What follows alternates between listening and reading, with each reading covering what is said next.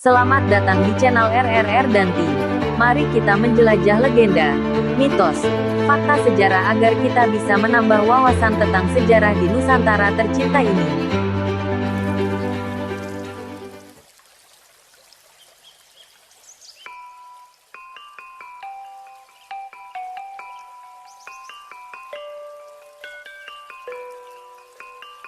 Dikisahkan Sri Maharaja Kertanegara pada tahun-tahun 1268 sampai tahun 1292 Masehi, adalah raja terbesar yang membawa kerajaan Singasari ke masa kejayaan. Sekaligus sebagai penguasa terakhirnya, sejarah hidup Raja Kertanegara dan eksistensi kerajaan Singasari pungkas secara mengejutkan akibat pemberontakan Jayakatwang pada 1292 M. Nama Kertanegara tercantum dalam Negara Kertagama maupun Pararaton. Meskipun dua kitab ini punya perbedaan mengenai penyebutan nama dan silsilah raja-raja Singasari. Hanya saja, ada sedikit ketidaksamaan terkait masa berkuasa Kertanegara dan urutan raja-raja Singasari lainnya. Kitab Negara Kertagama menyebut Kertanegara bertahta sejak 1254 M dan merupakan raja keempat atau terakhir kerajaan Singasari setelah Rangga Rajasa tahun 1222 sampai tahun 1227 M. Anusapati tahun 1227 sampai tahun 1248 M, serta Wisnuwardana tahun 1248 sampai tahun 1254 M. Di Pararaton, Kertanegara dituliskan berkuasa sedari tahun 1272 M dan berada di urutan ke-6 sebagai pemimpin Tumapel atau Kerajaan Singasari dengan mengikut sertakan Tunggul Ametung tahun 1185 sampai tahun 1222 M, lalu Ken Arok tahun 1222 sampai tahun 1247 M. Anusapati tahun 1247 sampai tahun 1249 M. Tojaya tahun 1249 sampai tahun 1250 M. hingga Wisnuwardana tahun 1250 sampai tahun 1272 M. Pararaton juga menyebut Kertanegara lahir dari sosok ibu bernama Waninghyun atau Jayawardani, istri Raja Wisnuwardana di Singasari. Waninghyun adalah putri dari Mahisawunga Teleng yang tidak lain adalah putra Ken Arok, pendiri Singasari, dari Ken Dedes. Kerajaan Singasari diperkirakan berada di daerah yang sekarang menjadi wilayah Kecamatan Singasari, Kabupaten Malang, Provinsi Jawa Timur. Agama Maharaja Kertanegara. Maharaja Kertanegara menyatukan agama Hindu aliran Shiva dengan agama Buddha aliran Tantrayana. Oleh karena itu, Pararaton sering menyebut Kertanegara sebagai Batara Siwa Buddha. Adapun menurut Negara Kertagama, Kertanegara telah menguasai semua ajaran agama Hindu dan Buddha. Selain sebagai raja, Kertanegara juga punya gelar keagamaan, yakni Sri Jenana Bajreswara atau Sri Jenaneswara Bajra. Sosok ini kemudian diwujudkan menjadi sebuah patung bernama Jina Mahaksopya atau Arca Aksobya yang merupakan simbol perpaduan Shiva, Hindu, dan Buddha. Patung Arca Aksobya dikenal juga dengan nama Arca Joko Dolok, dan kini terdapat di Surabaya. Ada pendapat yang mengatakan bahwa Arca Joko Dolok merupakan Arca Aksobya yang pernah menghilang. Arca Aksobya yang diyakini sebagai simbol Maharaja Kertanegara sebelumnya ditempatkan di Candi Jawi. Candi Jawi merupakan salah satu peninggalan kerajaan Singasari yang berada di kaki Gunung Welirang, Pasuruan, Jawa Timur. Kertanegara dan ekspedisi Pamalayu. Ditelisik dari prasasti Mula Malurung berangkat tahun 1255 M yang ditemukan di Kediri.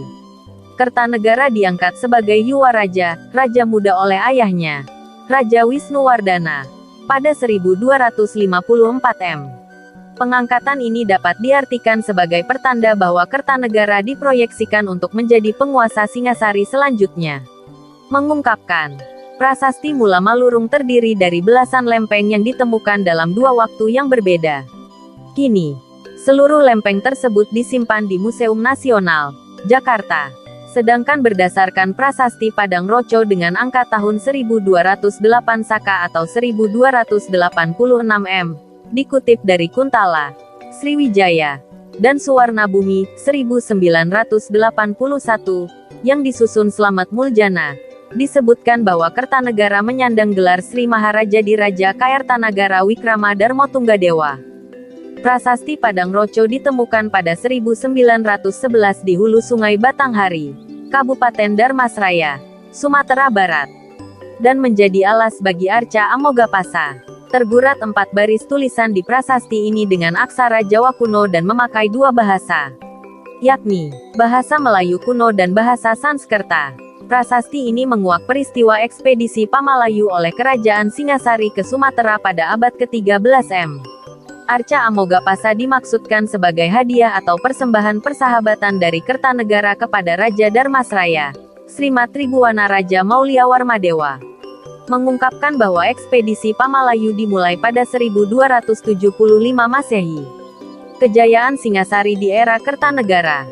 Kerajaan Singasari mencapai puncak kejayaan pada era pemerintahan Maharaja Kertanegara. Mulai bertahta pada 1268 M. Kertanegara terobsesi meluaskan wilayah kekuasaannya hingga keluar Jawa. Cita-cita yang kelak baru bisa benar-benar diwujudkan oleh keturunannya pada masa Majapahit. Selain mengirim rombongan besar ke Sumatera dalam misi ekspedisi Pamalayu ke Sumatera sejak 1275 M. Raja Kertanegara juga melakukan sejumlah penaklukan di luar Jawa, salah satunya Bali pada 1284 Masehi.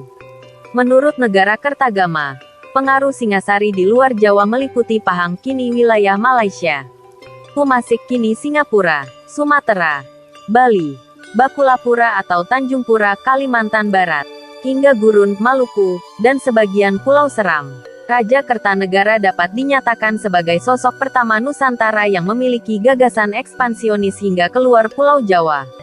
Kepemimpinan Maharaja Kertanegara membuat Singasari menjadi kerajaan terkuat dalam berbagai bidang, seperti pemerintahan, ekonomi atau perdagangan, agama, budaya, serta pertahanan dan keamanan. Bahkan, Kertanegara pernah mengusir utusan dari Kekaisaran Mongol utusan Kubilai Khan pada 1284 M. Utusan tersebut menyampaikan peringatan dari Kubilai Khan yang menghendaki Singasari tunduk kepada Mongol. Namun ditolak mentah-mentah oleh Kertanegara. Kertanegara tewas.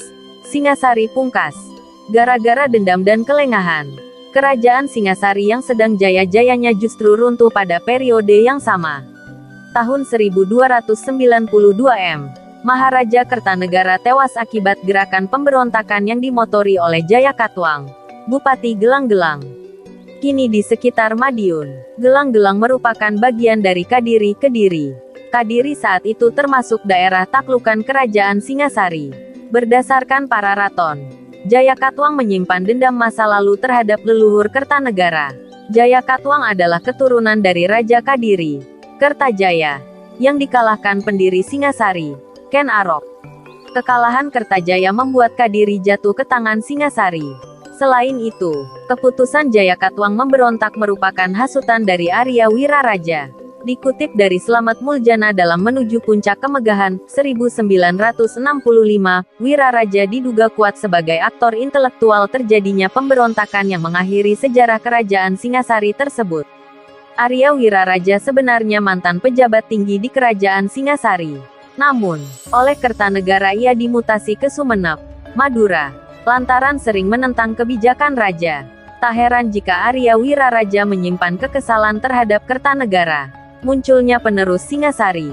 Selain faktor dendam, kelengahan Kertanegara juga menjadi penyebab hancurnya Singasari.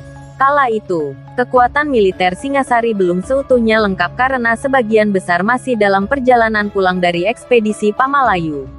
Arya Wiraraja berkata kepada Jayakatwang bahwa ini adalah saat yang tepat untuk menggulingkan Kertanegara dari tahtanya. Atas saran Arya Wiraraja pula, demikian dikisahkan oleh para raton, Jayakatwang mengirim pasukan yang dinamakan Jaran Guyang untuk menyerbu Singasari dari arah utara.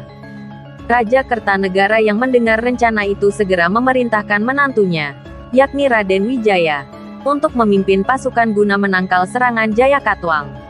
Ternyata, pergerakan Jaran Guyang hanya taktik Arya Wiraraja semata. Raden Wijaya memang berhasil mengalahkan pasukan Jaran Guyang. Namun, Jaran Guyang ternyata cuma pasukan kecil yang dikirim sebagai pengalihan agar pertahanan di ibu kota Singasari tempat Raja Kertanegara bersemayam kosong. Jayakatwang segera mengirimkan pasukan yang jauh lebih besar ke Singasari. Lantaran sebagian besar kekuatan militer Singasari yang dipimpin Raden Wijaya belum kembali, pasukan Jayakatwang berhasil menduduki istana. Bahkan Kertanegara terbunuh dalam insiden itu. Wafatnya Maharaja Kertanegara pada 1292 berarti tamat pula riwayat kerajaan Singasari. Jayakatwang kemudian menjadi raja di Kadiri yang sebelumnya berada di bawah kekuasaan Singasari. Namun, itu bertahan tidak lama. Kekuasaan Jayakatwang di Kadiri dihancurkan oleh menantu Kertanegara, Raden Wijaya, hanya dalam waktu setahun. Kemudian, di warsa yang sama, 1293 Raden Wijaya mendeklarasikan berdirinya Kerajaan Majapahit sebagai penerus Singasari.